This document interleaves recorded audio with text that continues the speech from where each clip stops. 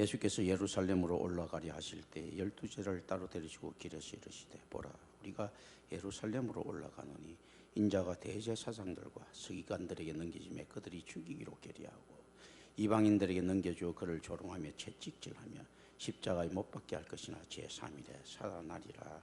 아멘. 보라 우리가 예루살렘으로 올라간다. 그리고 어떻게 된다. 예수님께서는 이제 죽을 줄 알고 계시는 거죠. 인자가 유대 종교 지도자들에게 넘겨지는 것을 묘사하고 있는 수동태동사의 배경에는 이 모든 것이 하나님의 뜻과 질서에 엉거심을 암시되어 있다라고 말씀드렸습니다. 따라서 이 예고에는 이 사건들이 나타나는 하나님의 주권적인 통치를 전달하려는 매우 특별한 세부사항이 포함되어 있습니다. 예루살렘에서의 예수님의 운명은 역사의 비극적인 사건이 아니라 오히려 인류를 구원하시려는 하나님의 목적이 성취되는 사건이 될 것이다. 그렇기 때문에 그리스도이시자 그리스도인인 예수께서는 기꺼이 이 죽음을 맞이하게 됩니다.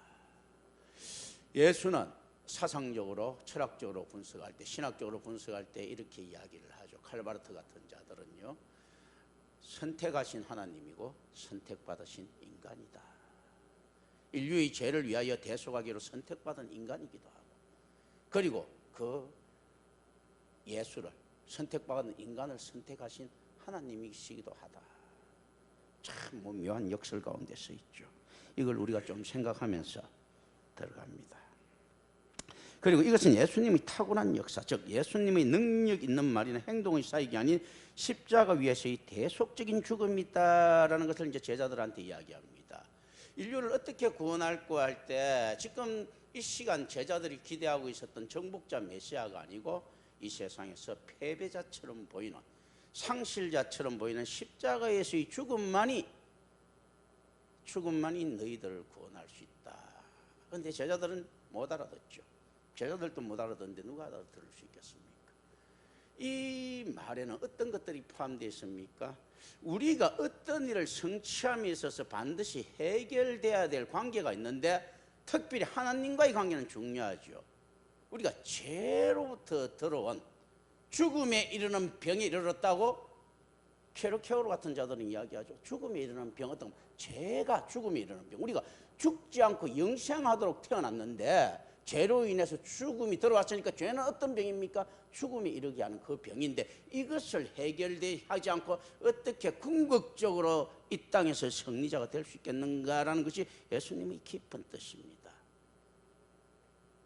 그러니까 하나님과의 관계에서 죄를 해결하지 않는 정복자는 없습니다.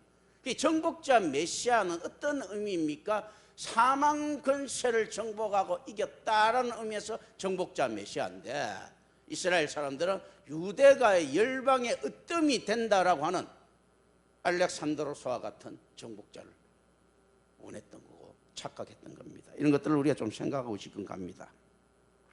예수님께서는 하나님에게 반역한 죄인들을 위하여 십자가의 길을 가십니다. 이 말은 어떤 말입니까? 예수님께서는 자기에게 반역한 자를 위해서 십자가의 길을 가시는 겁니다. 자신에게 반역한 길.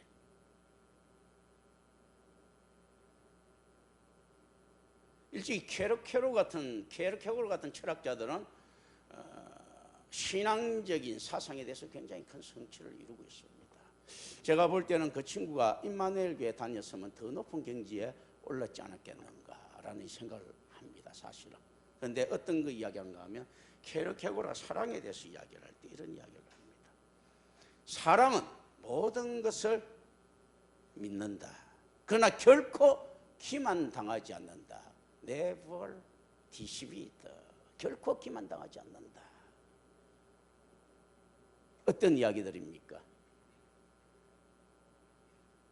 복음의 추구의 목적인 사랑이 아닌 다른 것을 추구하는 것이 자기 기만이라는 겁니다. 사랑하는 자가 손해본 듯 보입니까? 어리석어 보입니까? 예수 그리스도께서 자기에게 반역한 자를, 하나님에게 반역한 자를 위해서 십자가에 못 박혀 죽으신 이 사랑이 자기 기만처럼 이용당한 것처럼 보입니까? 그게 아니라는 거죠. 복음이 추구하는 목적이 사랑이기 때문에 사랑을 하지 않는 것이 자기 기만이라는 것입니다.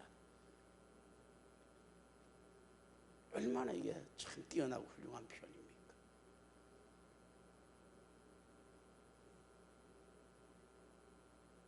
우리 그리스도인들이 깊이 명심해야 될 이야기들입니다. 예수님께서는 수없이 많은 세상적인 이성적인 사유를 볼 때 자기 기만 당하는 요소들을 갖다가 가지고 있는 것 같은데 그게 아니고 사랑이라고 단어를 했을 때 모든 것을 믿고 그러나 결코 그것은 자기가 기만당하지 않는 것이다 라는 겁니다.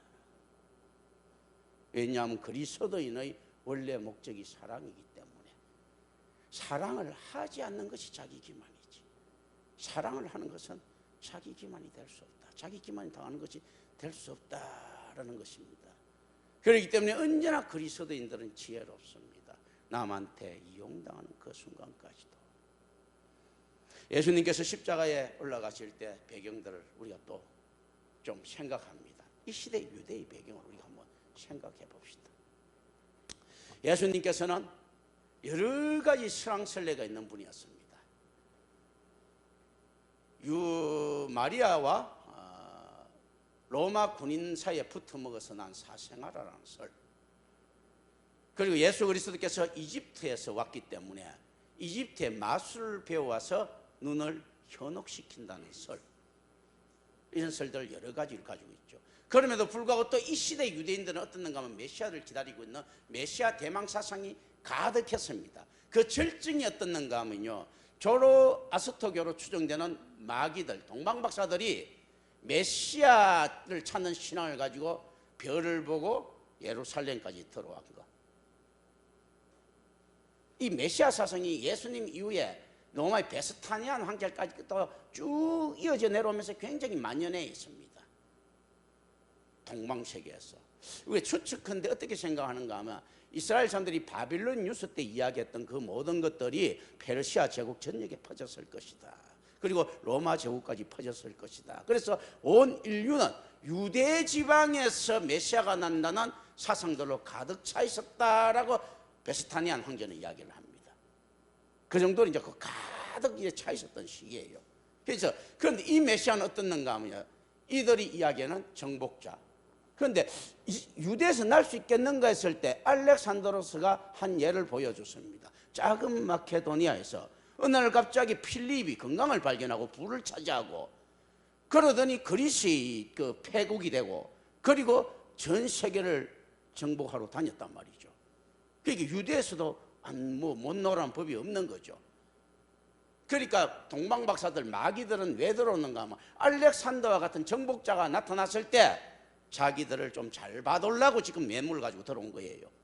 예를 들면 이제 이런 배경들. 그렇기 때문에 지금 또 혁명적인 분위기가 지금 가득해 있습니다. 대로 지죽고 이 분봉왕들에 의해서 딱 갈리자 혁명적인 분위기가 팽배했는 가운데서 세례 요한이 목 잘려 죽고 뭐 이런 것들.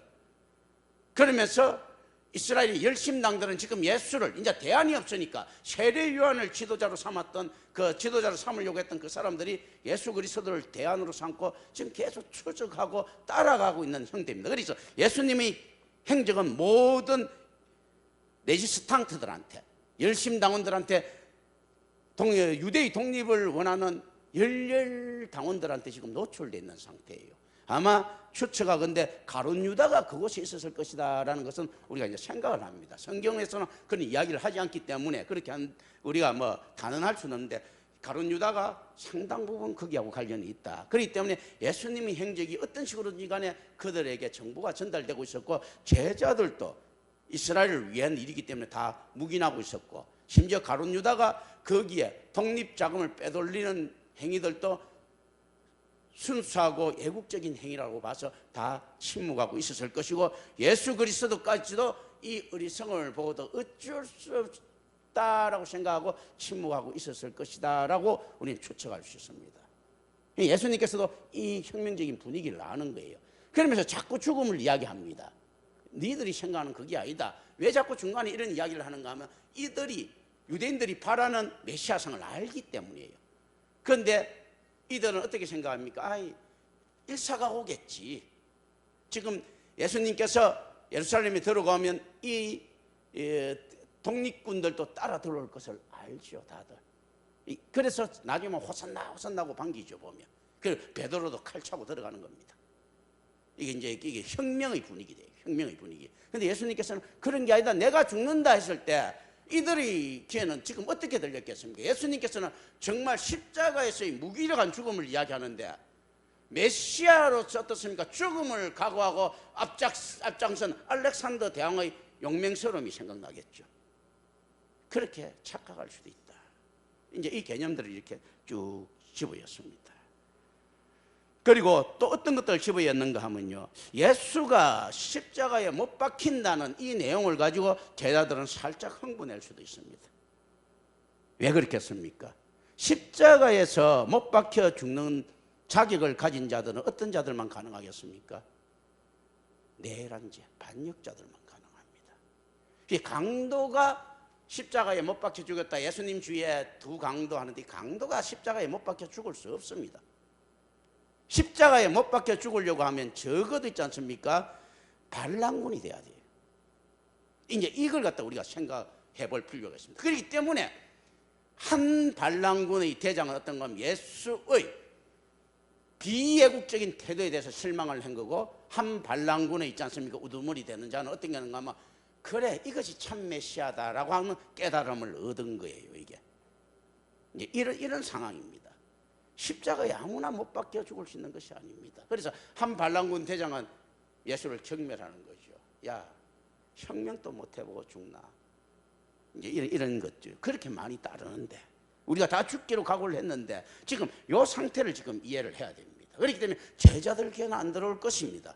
드디어 혁명의 기운은 무르익어 있었다. 이 상태에 오병이어에서도요, 도시락을 사오지 않는 사람이 5천 명이 있지 않습니까? 모일 정도로. 그게 실질적으로 몇만 명이 모였는지 몰라도 그 정도로 있지 않습니까? 그리고 예수님을 사방에서 압박해서 오병이어의 기적을 보게 만들 정도로 이들은 예수 그리스도를 사방에서 추적하고 있었던 무리들입니다. 왜냐하면 로마와 한판 붙기 위해서 예수를 지도자로 세우고 싶어하는 이것들이 쫙 깔린 이 시대를 갖다가 조금 우리가 이해할 필요가 있습니다. 그리고 유대의 지도자들이 예수님을 죽이기로 선고할 수는 있었겠지만 로마의 법은 그 선고를 집행하는 것을 허락하지 않는다라는 것을 생각해 볼 필요가 있습니다. 로마는 티베리우스 황제 이후에 속주들에게 그 지배하고 있는 나라에서조차도 모든 사형에 대한 것들은 다 금지시킵니다. 티베리우스가 막 이 격투 이런 것도 다 금지시키죠. 사형제도를 사실상 폐지시킵니다. 유일하게 사형시킬 수 있는 것은 국가 반역죄밖에 없습니다. 그것도 어떤 건 속주들에게 사형시킬 권한을 주지 않고 로마 황제의 허락을 받아야 됩니다. 그렇다면 적어도 로마 황제의 권한을 위임받은 총독의 허가가 있어야 되죠. 따라서 그들은 예수님을 로마에게 넘길 수밖에 없었다. 그래서 마태는 지금 어떻습니까? 유대 지도자들의 죄를 지금 강조하고 있습니다. 나중에 지나고 보니까 결과적으로 어떻는가 하면요, 로마는 죽이려고 하지 않았는데 왜 죽였는가? 유대 지도자들의 그 적극성 때문에 라는 것이 이제 이게 팽배되어 있는 시기다.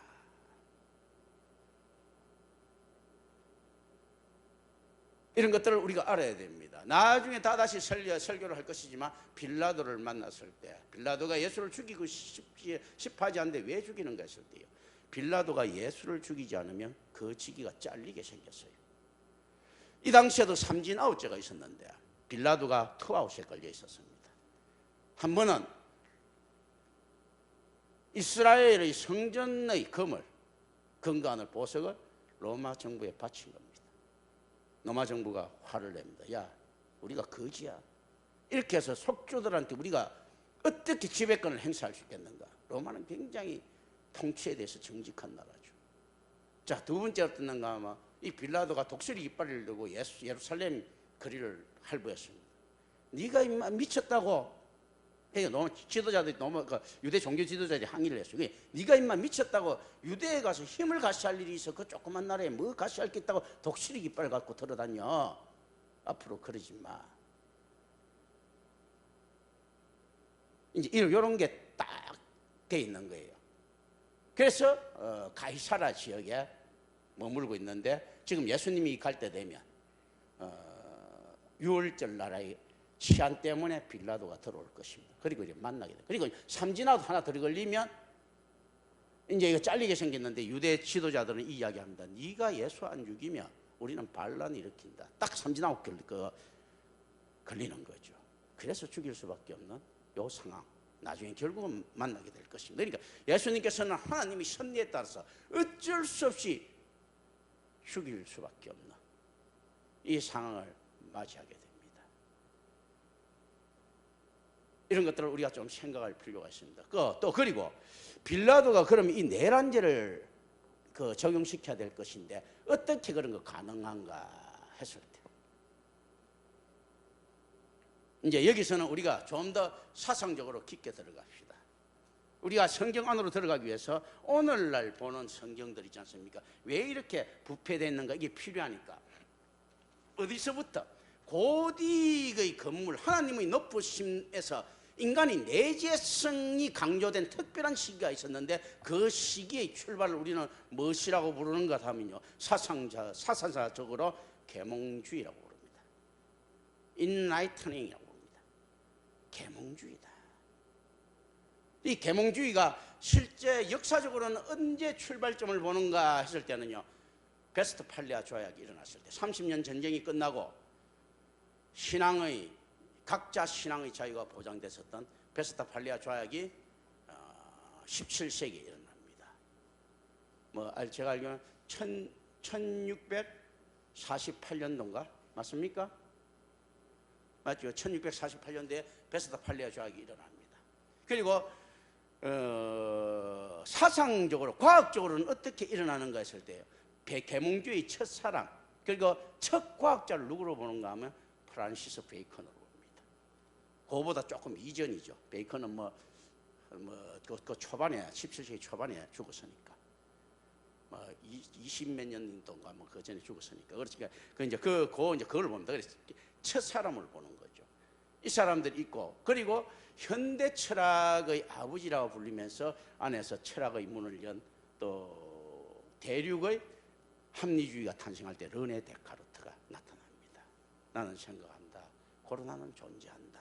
라고 하면서 또 그리고 수학의 명석함을 제안합니다. 과학은 경험에 의한 것이기 때문에 본질에부터 좀 많이 멀다.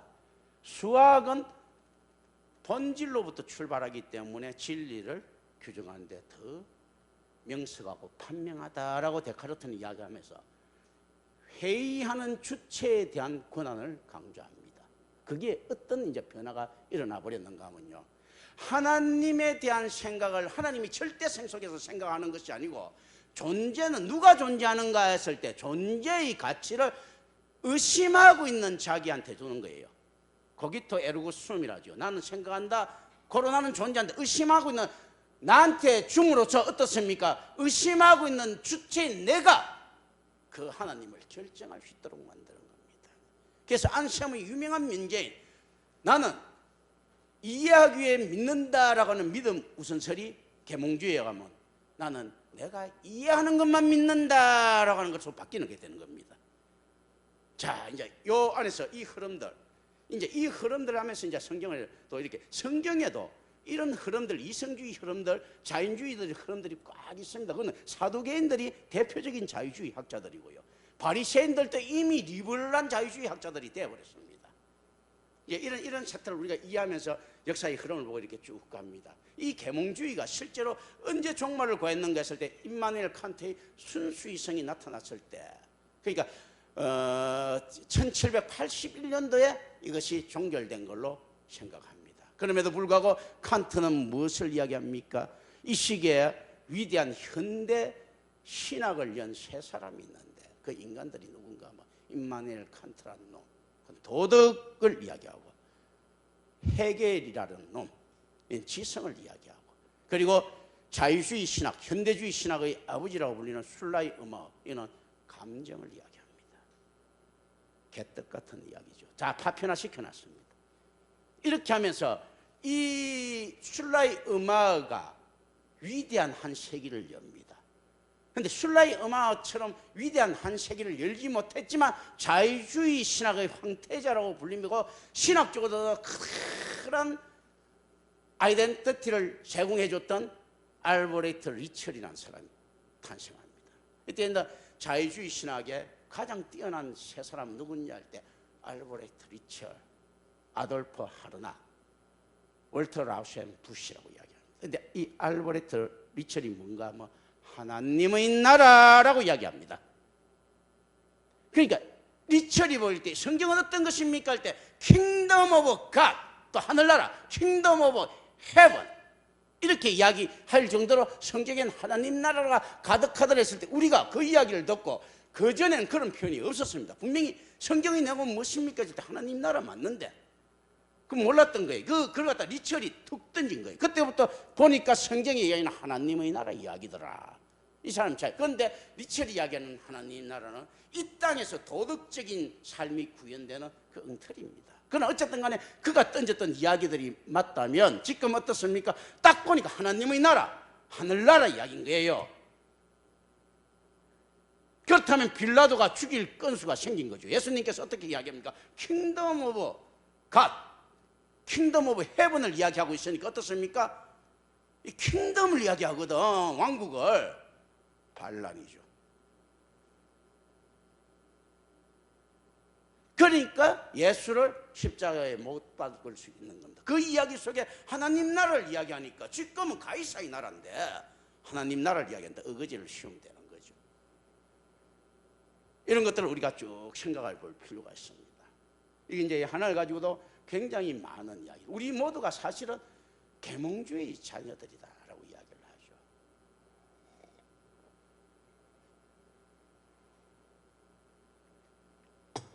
자, 이제 이 이야기. 그리고 이런 과학적인 추리들을 갖다가 이 당시에도 해냈습니다. 오조 라저니스라는 사람을 알죠. 배꼽지고 인도의 현자죠, 그죠? 그 친구가 동화복음서를 갖다가 안에서 해석합니다. 하면서도 어떤 이야기를 하는가 하면 이 이야기를 합니다. 예수님에 대해서 굉장히 높게 평가하죠. 죽은 자로 하여금 죽은 자를 장사 지내게 하라. 맞다 이렇게 이야기하거든요. 죽은 자는 죽은 자일 뿐이다. 그대로 놔두면 되고 뒤에 죽을 자들로 하여금 장사. 또 거기에 수없이 많은 죽은 자들이 있다. 오조 라저니스 같은 자들도 예수의 그 사상을 인정합니다. 실제 우리가 가면 그런 거죠. 복음에 들어가지 못하는 자들은 죽음에 이르는 병에 이르는 자이기 때문에 죽은 자들이 죽은 자를 장사할 수밖에 없습니다. 그런데 부활의 소망을 가진 우리는 장사가 필요 없죠, 사실은. 오조 라저니스도 그 의미에서 접근할 줄 아는 친구예요. 그 사상가가, 범실론적인 사상가가. 그러니까 그러면서 어떤 이야기를 하는가 하면 과학이 예수와 붓다와 같은 사람은 만들어내지 못한다라고 이야기합니다. 그러나 과학은 붓다와 같은 사람이 살 수 없는 세상을 만들 수 있다라고 이야기합니다. 예수는 그 대신 빠져 있습니다. 비슷한 의미죠. 저는 이 친구가 예수 그리스도에 대해서 상당히 깊은 부분 들어가 있구나. 왜냐하면요, 붓다는 못 살아요. 과학이 있는 곳에. 그건 무슨 말인가 하면 공자도 못 산다는 이야기고 성인들은 못 산다는 겁니다. 과학에 의해 갖고 헛소리하는 놈들은 도덕 체계에서 있지 않습니까? 세우려고 하는 그것들은 못 산다는 겁니다. 그렇다면 어떻습니까? 임마누엘 칸트가 이야기했던 실천 이성 비판 못 산다는 겁니다. 그가 이야기했던 정언명법 안 된다는 겁니다. 그런 거거든요. 그런데 예수는 왜 빠졌는가 내 생각을 했습니다. 예수는 삽니다. 그리스도인은 살아야 되는 거예요. 과학이 핍박하는 이곳에서 칸트의 정언면법은 거래가 안 돼서 못 살고 붓다가 이야기하는 것도 무신론적인 사고이기 때문에 있지 않습니까? 안에서 현실에서 성취가 없어서 못 사는데요. 그리스도는 복음에 헌신된 자들이기 때문에 이 땅에 핍박받더라도 반드시 살아남아야 되는 겁니다. 사랑으로 살아남아야 된다. 세상에 기만당하는 것처럼 보여도 기만당하는 것들은 아니다라는 것을 알아야 됩니다. 과학은 그건 어떻게 이야기를 합니까? 우리가 못 사는 세상을 자꾸 만들려고 하는 거죠.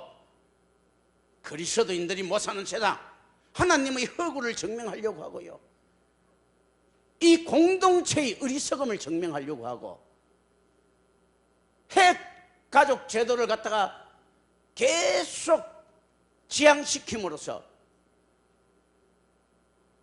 함께 더불어 사는 이런 것들을 갖다가 말살시키려고 합니다. 점점점 개인화시키려고 하는 거죠. 이런 것들을 우리는 생각해 볼 필요가 있습니다. 과학은 예수와 붓다와 같은 사람을 만들지 못한다. 그러나 과학은 그런 사람들이 못 사는 사회, 살 수 없는 사회를 만들 수는 있다. 얼마나 의미심장한 이야기들입니까? 그리고 아까 이야기했던 케르케고르가 이야기했던 사랑은 모든 것을 믿는다. 그러나 결코 기만당하지 않는다.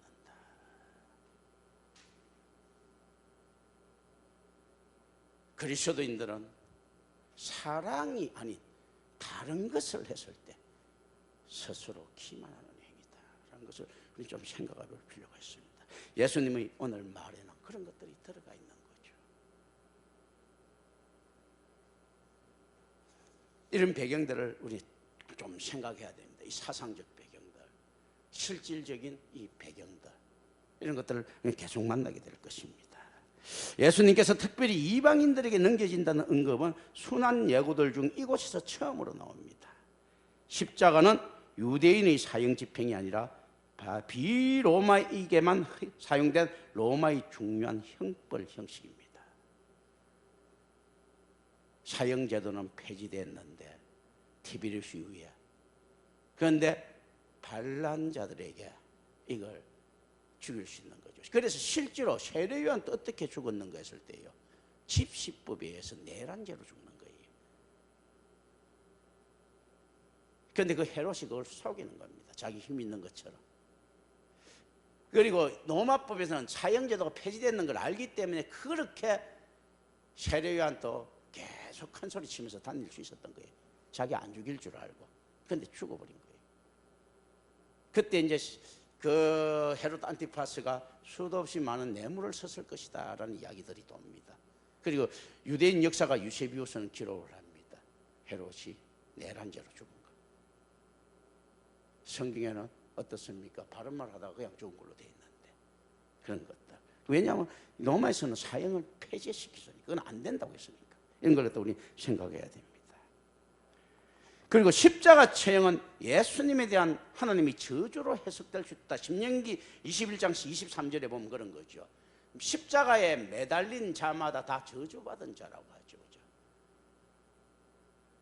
이 매달렸다는 것이 스칼란돈이라고 하죠. 이게 스캔들이라는 것이 나오죠. 거리낌, 추문 이런 거, 스캔들이 나옵니다. 이 매달림이, 이 스캔들이에요. 마태복음 23장 34절에서 십자가는 문자적으로 예수님을 추종하는 자들의 운명이라고 예언됩니다. 또한 비유적으로 모든 제자는 자신의 십자가를 지라는 요구를 받습니다. 참고로 마태복음 10장 38절과 16장 24절, 이건 무슨 이야기입니까? 세상에서 하나님에게 저주받은 것처럼 우리는 죽어야 되고요, 세상의 반역자처럼 죽어야 됩니다. 하나님께 반역함으로써 죄가 우리에게 들어왔습니다. 이제는 우리는 누구에게 반역을 해야 됩니까? 이 세상에 반역해야 됩니다. 반역자만이 십자가에 달릴 수 있으니까. 하나님께 저주받음으로써 우리가 있지 않습니까? 이 세상에 죽음을 피할 수 없게 되었습니다. 이제는 어떻게 해야 되겠습니까? 이 세상에서 하나님께 저주받는다는 가짜 판결을 받을 수 있어야 됩니다. 왜냐하면 철저한 전적 타락한 우리가 하나님의 것을 전혀 알 수 없기 때문에 이 세상에서 예수 그리스도를 저주로 나무에 매달리는 자는 어떻습니까? 어떤 면에서는 반어적으로 하나님에게는 구원받을 자에 다름없는 거죠. 하나님에게 반역한 자가 그들이 섬기고 있는 신에 의해서 하나님에게 저주받은 자라고 규명한다면, 조용기가 이야기하는 것처럼 예수 믿는 사람이 못 살고 이러면 예수 믿는 게 아니다고 만몬을 하나님 안에, 하나님의 반열에 올려놨는데 그 하나님에게 만몬이라는 하나님에게 저주받는 자 같으면 우리는 얼마나 축복된 자인가라는 겁니다. 이런 것들을 우리는 좀 생각할 필요가 있습니다. 지상의 도성에 대한 반여, 십자가가 의미하는 것들은 어떤 것들이 또 들어가 있습니까? 예수님은 이 당시 프로스불 제도에 대한 확실한 반대자였습니다. 이 프로스불 제도라는 것은 무엇인가 하면요, 이것은 희년에 대한, 즉 율법에 대한 위반이 프로스불 제도에서 나타나는 건데요, 이 프로스불 제도라는 것은 어떤 것인가 하면 랍비 힐렐에 의해서 제한된, 희년 때도 탕감받지 않는 돈. 왜냐하면 저번에도 제가 이야기 드린 걸로 알고 있는데, 희년이 다가오고 하면 부자들이 돈을 안 빌려주죠. 땅도 안 빌려주죠. 왜냐하면 희년 되면 다 탕감받고 안 갖고 이러니까 안 빌려주는 거예요. 그러다 보니까 이 경제가 더 마비가 됩니다. 마비가 되니까 랍비 힐렐이 국가 경제가 마비되자 생각을 해냅니다. 희년에도 갚을 수 있는 돈, 이걸 만들자. 이렇게 프로스불 제도가 이렇게 나오는 겁니다. 얼마나 악한 일인가 하면 이놈들이 자기 주머니에 있는 것을 틀어서 주는 것이 아니고 또다시 제도적으로 자기 국가가 힘들다는 것은 자기 자신들이 힘들다는 이야기거든. 이 권력층에 있는 놈들이. 그러니까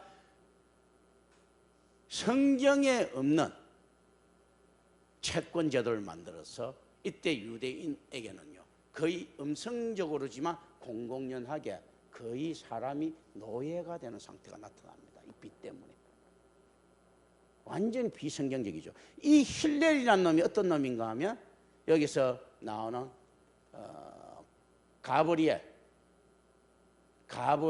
할아버지입니다. 그 바울이 서성되는 위대한 가브리엘의 할아버지예요. 그 힐렐이라는 놈. 이때는 산마이라는 사람이 있고 힐렐이라는 사람이 있는데, 산마이 학파가 조금 더 보수적이고 힐렐 학파가 조금 더 자유주의적인 신학을 가진 이런 사람입니다. 그 이제 이런 제도에 보면, 그러니까 미시나에 보존된 프로스불 제도는 어떻게 됐는가 하면요, 이렇게 되어 있습니다. 제도의 문구. 본인 A는 본인이 B로부터 받아야 할 돈을 그 금액의 크고 작음에 관계없이 또 날짜와 상관없이 본인이 희망하는 때에 돌려받을 수 있기 위하여 시지역 재판관인 D에게 본인의 채권을 위임한다. 이 프로스불 제도. 이 힐렐이라는 놈이 만들어낸 겁니다. 이 힐렐이 가장 존경받는 지금 랍비 중에 하나입니다. 이놈이. 자, 또 힐렐은 걱정하는 채권자들에게 이렇게 이야기합니다. 채무자들, 자기 채무자 편에 서야 될 종교 지도자들이요, 걱정하는 채권자들에게요, 너희 권리를 재판관에게 넘기면 그가 너 대신 돈을 받아줄 것이다. 이렇기 때문에 확정됩니다.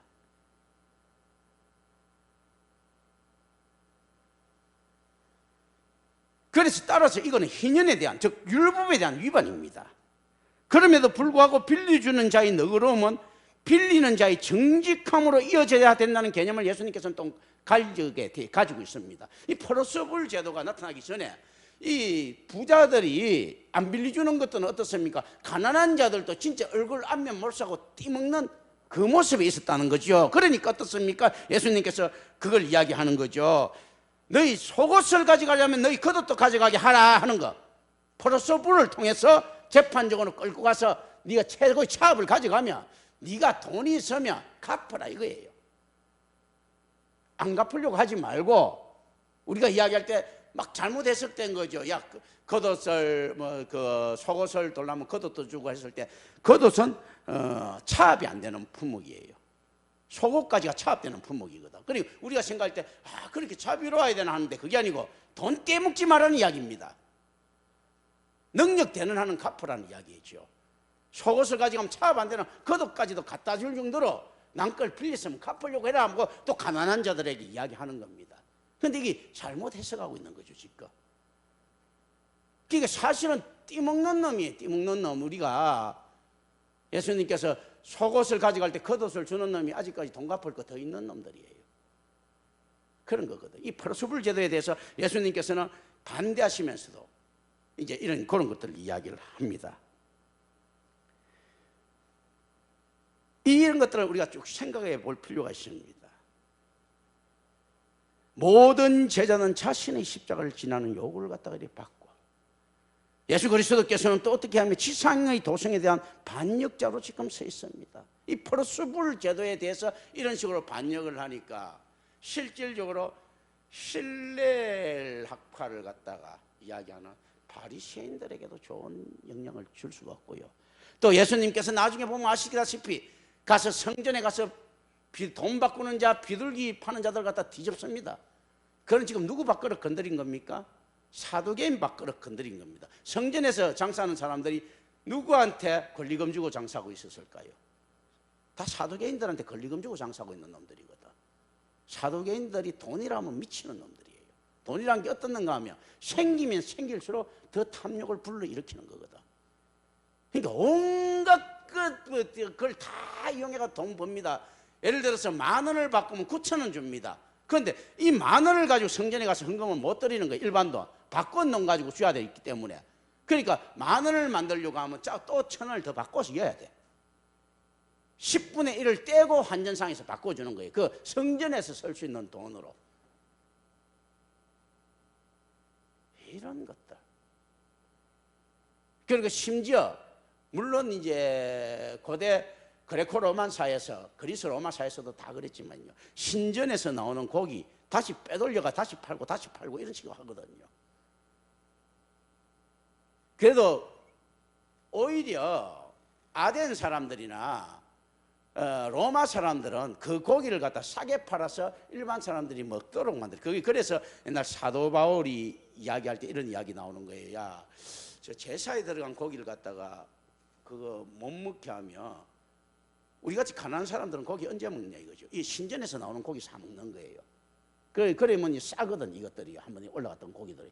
그러니까 바울은 거리낌 없으면 다 먹어라 이렇게 이야기를 하는 거죠. 그런데 그렇지 않으면 고기를 갖다 사 먹을 수가 없으니까 이게 싸게 파는데, 이놈들은 어떻는가 하면 심지어 보면 어떤 기록에는 보면요, 신전에 올라갔던 고기들 다시 빼돌려 갖고 다시 여기서 싸게 만들어 갖고 또 이거 갖고 올리고 또 올리고 또 올리고 이렇게 합니다.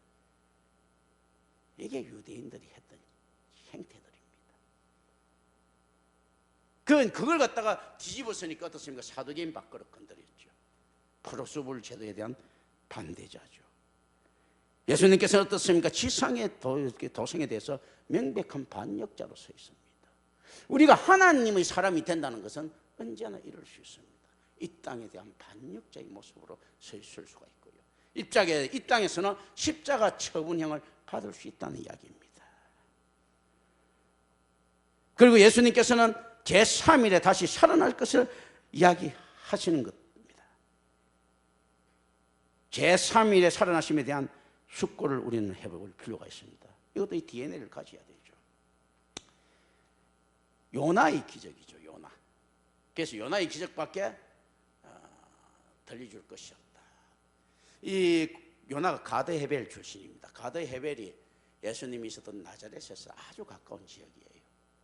뭐 걸어서도 그렇게 많이 안 걸리나. 그러니까 이 당시에도 어떻습니까? 지역 감정이 있죠. 성경에 기록될 만한 선지자를 가진 지역이 몇 군데나 됩니까? 이게 요나가 이 지역에서는 자랑스러운 선지자입니다. 이 덜 떨어져 보이는 요나가. 그러니까 이제 우리 인간적으로 예수님께서도 이 요나가 자랑스러운 거예요. 우리 지역에 유명한 선지자가 있다. 지역에 뭐 대통령 하나 나와도 뭐 그러지 않습니까? 또 안에 가면 있지 않습니까? 예를 들어 전필재 김종직의 뭐 사당 해갖고 그죠? 뭐 자기 고향에 팍 해고 우리가 홍길동이 난 지역입니다 해서 각각 뭐 임꺽정까지도 막 이런 거 있죠. 그러니까 요나가 난 지역이야, 이 게드 헤벨이. 그러니까 예수님께서 메시지도 어떻습니까? 첫 메시지가 마태복음에 회개하라 천국이 가까워왔느니라 하죠. 이 누구 메시지입니까? 요나잖아, 요나. 이거하고 닮아 있는 겁니다. 그런데도 불구하고 어떻습니까? 이 이상한 연속성인데도 하나님께서는 필연적으로 가져가십니다. 세례 요한이 이야기했던 회개하라 천국이 가까웠다. 예수님이 이야기했던 회개하라 천국이 가까웠다. 요나가 회개하라. 다 죽기 싫으면 다 다른 말입니다. 연속성은요, 하나님의 나라가 왔다는 것은 똑같습니다. 왜냐하면 회개라는 것은요, 하나님의 나라가 오지 않으면 이루어질 수 없는 거기 때문입니다. 상대적으로 어떻게 전적 타락의 죄인이 어떻게 회개할 수 있습니까? 회개하라 천국이 가까워 왔느니라는 뜻은 어떤 뜻입니까? 천국이 오니까 새카맣게 안 보이던 죄들이 보이더라는 거죠. 그러니까 회개할 수 있는 능력이 생기는 겁니다. 이 의미에서 연속성을 가지고 있고요. 불연속성은 어떻습니까? 요나가 이야기했던 그 회개의 개념은요, 징벌을 갖다가 하시겠다는 하나님의 강력한 공의가 포함되어 있는 거고요. 세례 요한이 이야기했던 회개하라 천국이 가까워 왔다는 그 이야기는요, 오실 그리스도를 이야기하는 여전히 구약적인 이야기입니다. 예수님이 이야기했던 회개하라 천국이 가까워 왔다는 그 이야기는요, 오신 그리스도를 이야기하는 영접받아야 되는 이야기들입니다. 오늘날 교회는 다시 오실 그리스도를 이야기하면서 회개하라 천국이 가까웠다라고 반드시 외쳐야 될 것인데 우리는 어떻게 하겠습니까? 이걸 갖다 우리는 생각을 해야 됩니다. 그리고 기독교는 무슨 종교입니까? 부활의 종교입니다. 부활의 종교라는 것은 예수 그리스도의 죽음과 부활이 없었다면 이것은 없었다는 겁니다. 우리가 새하늘과 새 땅에서 완전히 트랜스폼된 새로운 땅을 보게 될 것인데요, 만나게 될 것이고 살게 될 것인데, 예수 그리스도의 죽음과 부활이라는 것을 통해서 선민에서 완전히 트랜스폼된 그리스도교라는 것을 우리는 만나게 되었습니다. 이것은 헤겔이 이야기했던 떼제, 안티떼제, 신떼제가 아니에요. 정반합 아닙니다. 헤겔은 이걸 정반합으로 보고 있는데, 이건 뭡니까? 생성과 발전과 소멸. 그래서 칼막스가 이걸 반드시 자본주의가 봉건주의에 대항해가고 나타남으로써 생성가 되고 발전되다가 이제는 필연적으로 소멸돼야 되는데, 이 소멸되기 위해서는 대체 공산주의로 대체될 수밖에 없다. 정반합이죠. 지금 그 해결도 어떻게 이야기하는 거면 유대교가 생성되고 발전되다가 소멸되고 난 다음에 그 정반, 유대교가 있었다 부패했다 반, 그리고 새로운 것들이 대체됐다 기독교, 뭐 이런 식으로 정반합 논리가 아니에요. 전혀 새로운 것들이 나타난 겁니다. 많은 사람들은 잡리아 종교개혁, 요시아 종교개혁의 일원으로서 기독교가 탄생됐다라고 이 자유주의 신학자들은, 역사들은 이야기합니다. 특히 해겔 같은 자들은 이런 이야기를 하죠. 자, 이게 지성사에 있어서 역사를 빼고는 이야기할 수 없는 것을 이야기합니다. 역사적 사건 현장들이 있었을 때 지성사가 이루어지는 걸로 봅니다. 이 정반합으로 보는 거예요. 그런데 이것이 아니고, 자, 연속성은 가지고 있습니다만은 유대교와 그리스도교는 완전히 다릅니다. 자, 오실 그리스도, 오신 그리스도는 유대교와 교회는, 선민과 교회는 다른 거예요. 연속성은 있어요. 어떤 것이 다릅니까? 유대교에서 받았던 오실 그리스도가 죽음으로써, 부활함으로써 다시 난 완전히 다른 형태의 진행인데, 우리는 이것을 알아야 됩니다. 기독교는 부활이 종교이고, 그럼에도 불구하고 굴욕과 고난에 대한 이 전체적인 노견, 예수님 말씀은 인자가 이 땅에서 영광을 보게 될 전망을 전혀 남기지 않습니다. 누구까지도요? 예수 그리스도까지도. 유대교가 이스라엘이 영광의 전망을 남겼다면요, 기독교는 예수님께서 이 땅에서 영광의 전망을 전혀 남기지 않습니다. 우리는 예수를 믿고 어떻게 해야 됩니까? 절망에 빠지게 될 것입니다. 이 절망을 해결하는 바치는 존재 자체이신 하나님밖에 없습니다. 틸리 같은 사람들이 이야기를 하죠. 존재의 용기, 이렇게 볼 때 비존재는 존재가 전제되어 있기 때문이라는 거죠. 그리고 존재는 비존재에 오히려 선행되어 있는 거죠. 그렇기 때문에 존재는 필연적으로 비존재를 만나게 된다. 이때 어떻는가 하면요, 병리적 불안은 의사의 치료로 치료될 수 있지만 이 불안은 치료할 수 없다는 거죠. 비존재가 된다는 두려움, 자, 이걸 어떤 이야기를 하면요, 공포는 대상이 있는데 불안은 대상이 없다. 공포는 대상이 있어요. 근데 불안은 대상이 없는데, 왜냐하면 불안이, 우리가 가지고 있는 이 모든 불안의 안에서 요소를 보면요, 비존재, 무에 대한 두려움이라는 거죠. 이것이 존재 자체를 만났을 때만 해결되는데, 하나님, 틸리 같은, 이 엉터리 같은 신학자도 그 이야기합니다. 존재가 실체라면 비존재는 실체가 아니고 있음 그 자체라고 이야기하죠. being itself라든지 있음 그 자체다라고 이야기하죠. 그래서 우리가 가지고 있는 이런 것들이 세상에서 예수 잘 믿고 고난당한다 하는 것은 우리에게 불안의 요소는 될 수가 없습니다. 왜냐하면 우리는, 기독교인들은요, 참 기독교인들은 비존재에 대한 협박으로부터 벗어나 있기 때문에 불안하지는 않는 거예요. 두려움은, 공포는 가질 수가 있겠죠. 공포는 맞닥뜨리고 극복하면 그만입니다. 불안은 극복될 수 없는 심한 질병입니다. 오직 존재 자체이신 하나님에게 의존했을 때만 극복 가능한, 그렇다면 불안이 없는데, 우리가 사랑을 실천함으로써 맞이하게 될 배신이나 고난이 두렵습니까? 저는 그럴 일이 없습니다. 우리는 비존재에 대한 두려움이었기 때문이에요. 그냥 이 땅을 살면서 잘 죽으면 그만입니다. 기도합니다. 은혜로 오신 아버지 하나님 감사합니다. 우리 주 예수 그리스도 이름으로 기도드립니다. 아멘.